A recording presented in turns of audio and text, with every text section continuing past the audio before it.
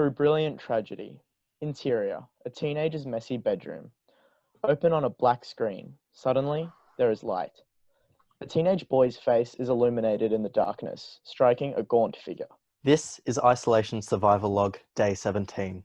It's getting harder, this loneliness. You don't notice it at first, but it eats at you. I'm having trouble recognizing faces. I can't quite remember the feeling of sunlight unfiltered by a window. I haven't felt the touch of human skin in many moons.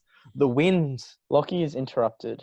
His door opens, and a large figure appears in the doorframe. Morning, mate. How'd you sleep? Dad, I'm filming. Lockie lunges for the camera, cutting off the feed.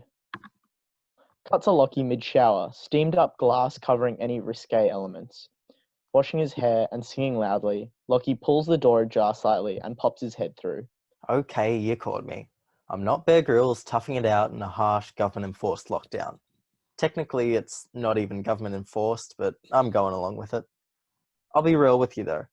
ISO is boring. But that's only if you make it boring. So, accepting that hypothesis, do I pretend to be Matt Damon in The Martian making survivor vlogs? Yes. Am I currently riffing on that one scene from Ferris Bueller? Also yes. Is it cool? Probably only to me. But when you can't leave the house, you gotta do what you gotta do. Now, if you'll excuse me. The camera reverses out of the bathroom and pauses briefly outside the door. After a moment, Lockie comes out in sweatpants and a graphic tee. ISO itself isn't all that bad, really. With so much time on your hands, you're bound to get something done. If not, what are you even doing with your time? I mean, personally, I've caught up on so many shows, but you didn't come here for my TV recommendations. You came here for my top-tier advice. And I'll oblige you. Lockie walks downstairs. Reaching the kitchen, he begins peeling an orange. Here's the thing. There are only so many hours in a day, right? 8 of those are spent in bed, and another 8 to 12 are spent at work, depending on your job and how far away from it you live, blah, blah, blah. But now with ISO in full effect, that's changed drastically. If you actually want to live your life, you're not given much time. But suddenly, through brilliant tragedy, we've been given more time than we know what to do with. A lot of people see this whole Rona thing as a curse, but He bites into the orange. opportunists like me take it for what it really is. A gift. So, what are we going to do today? Montage of Lockie participating in unconventional activities. Baking, woodworking, etc.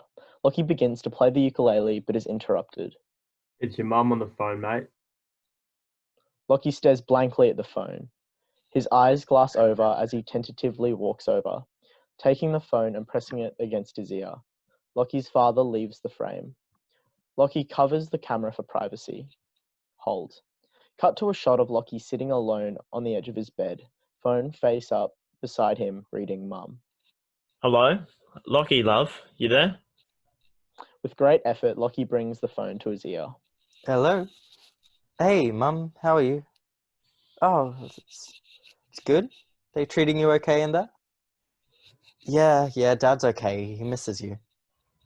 Wait, what, 2 weeks? Mum, that...